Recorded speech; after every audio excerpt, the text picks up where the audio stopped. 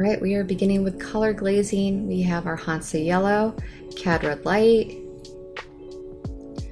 We have our Windsor blue or phthalo blue, white black, and I added quinacridone crimson to it and my glazing gloss liquid.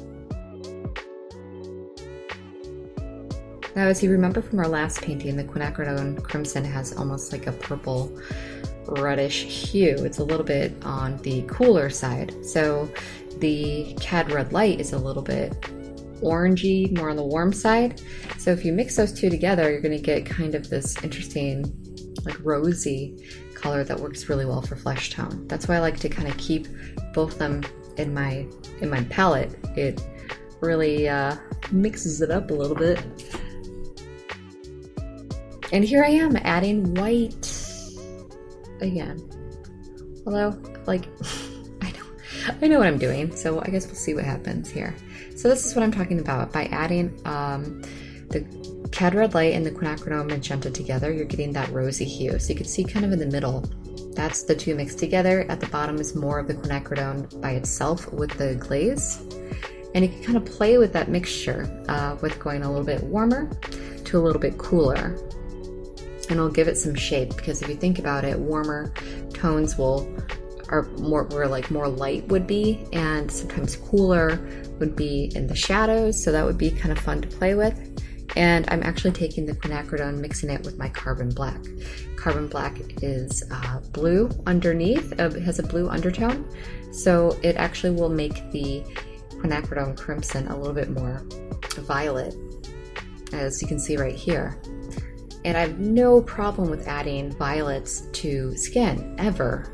Because if you're thinking about how we're seeing through skin, skin is slightly transparent, so you can actually see the effects of blood vessels. And in our cheek area especially, it's kind of like this transition with our skin being very thin down by our chin, where it's more blue, and it's more rosy here. So the two together are going to have more of a purple violet effect at times. So I think it's really good to kind of play with that. It makes your portraits come to life a little bit more, because it's kind of emulating nature and how we see people, not in a perfect photograph that's been airbrushed, but how we're seeing people moving and with flaws and blemishes and blood vessels.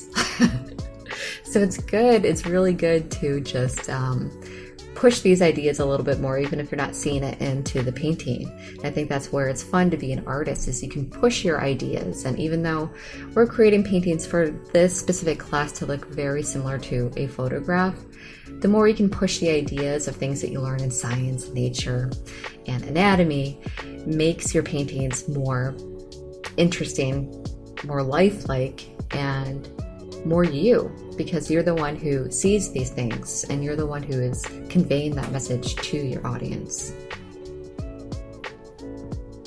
I like now that you can see on the left hand side the purple violet kind of quinacridone colors compared to the right side of the painting where it's warmer. It really causes a push and pull of these colors.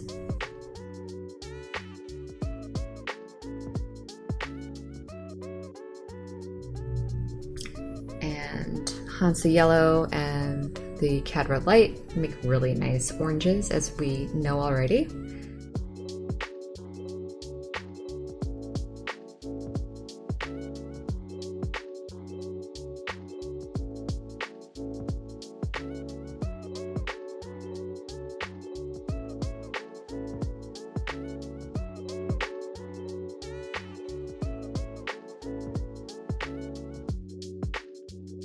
And you notice I didn't put Pyro Orange on here. I felt like I kind of, if I need to, or if I needed to, I could always add it later if I felt like I lost some of that underpainting.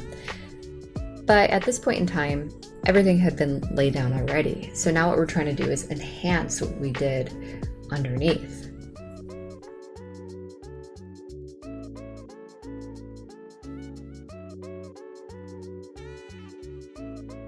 Okay, so we're moving on to sequence our next video.